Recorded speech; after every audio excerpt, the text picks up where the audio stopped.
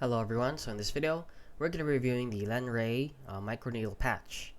So as you can see, if you don't know what this is, it is basically a patch for women for fat loss or weight loss, and helps with your health. But before we get into the review, this is exactly why I made a research guide. So you guys don't have to wait for me to tell if something is legit. So the link is in the description down below for you guys to check out. And with that out of the way, let's get into the review. So right here, guys, we have it pulled up on their website.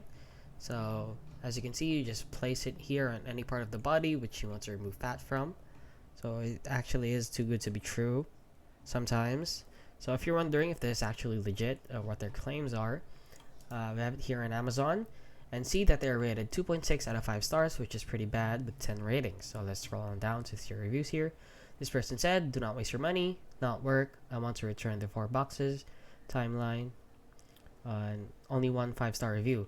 So I advise you to not buy this product, since even if you purchase this product or use it religiously or effectively, daily or consistently, you will still not get any fat loss if you're not on a proper diet. So please, guys, do remember that weight loss is directly correlated to diet, not into shady products like these. And that is basically it. So if you found this video helpful, please consider liking and subscribing.